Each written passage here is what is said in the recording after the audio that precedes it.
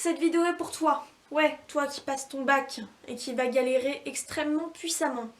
Ou sinon tu es juste venu ici parce que tu as envie de voir cette vidéo et dans ce cas-là, bienvenue. On commence tout de suite avec une rapide biographie de François Rabelais. Il est né en 1483 et est mort en 1553. C'était un érudit, un médecin, un écrivain, un prêtre franciscain et un humaniste. Ses deux plus grandes œuvres sont Pantagruel, publié en 1532, et Gargantua, publié en 1553. C'est ce dernier qui va nous intéresser. Le récit commence donc avec deux personnages, Grangousier et Gargamel. Oh les gars, t'as celui-là?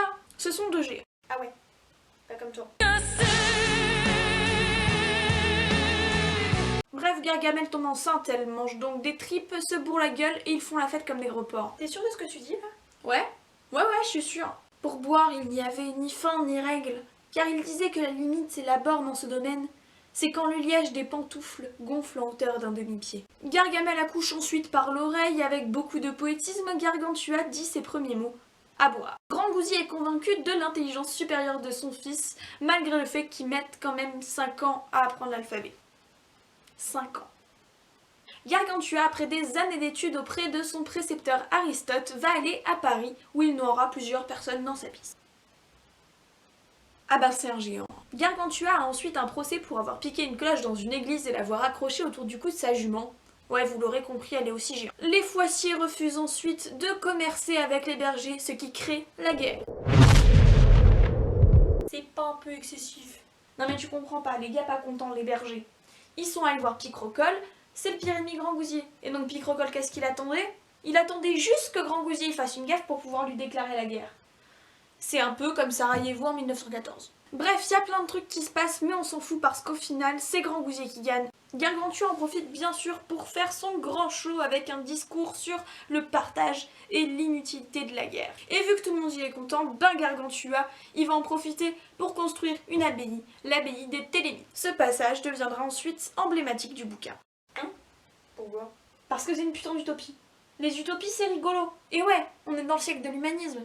Oh là là, tu m'as perdu. C'est quoi cette merde? L'humanisme, c'est un mouvement qui s'est développé du 15e au 16e siècle, mais qui continue à exister aujourd'hui. Il est littéraire, bien sûr, mais il est aussi philosophique et artistique. Il vise à penser différemment l'homme et sa place dans l'univers. Ouais, donc l'utopie, comment on en est arrivé là, s'il te plaît? Ben, c'est un moyen comme les autres de montrer ce qu'on ressent vis-à-vis de notre société, les failles qu'elle présente et comment on aimerait qu'elle soit.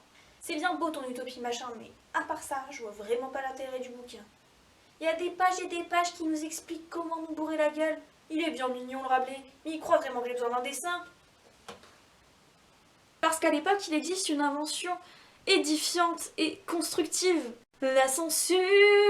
Et pour la contourner, il faut trouver des feintes, et c'est là que naît Gargantua. Et le fait de se bourrer la gueule est ici, comme tout ce qu'écrit Rabelais dans le roman, une manière de démontrer que l'homme et la société humaine sont complètement imparfaits. Et le vendeur là qui avait ses règles et qui a commencé à délirer, à aller voir Picrocole et je sais plus, t'as une explication?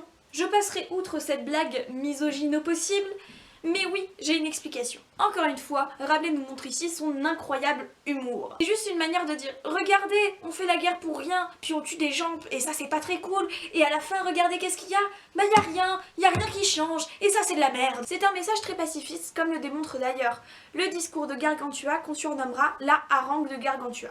La harangue étant un éloge, et pas la femme du hareng. Le temps n'est plus de conquérir les royaumes en détruisant son prochain, son frère chrétien. Cette imitation des anciens Hercule, Alexandre, Hannibal, Scipion, César et semblables, agir comme tel est contraire à l'enseignement de l'évangile par lequel nous est commandé, par garder, sauver, régir et administrer chacun ses pays et terres, non envahir les autres, avec hostilité. Ce que les Sarrasins et les barbares appelèrent jadis prouesse, maintenant nous l'appelons pillage et malfaisance. Ouais, enfin... c'est quand même hyper chiant à lire, hein. D'où l'intérêt de cette vidéo, cher ami. Clairement, Gargantua, c'est un roman que je conseille à personne. Il est long, il est chiant, les chapitres, ils sont spoilés par le titre. Bref, c'est hyper chiant. Mais quand on y réfléchit un petit peu, c'est quand même hyper intéressant. Et faut avouer que dans une disserte, ça fait bien.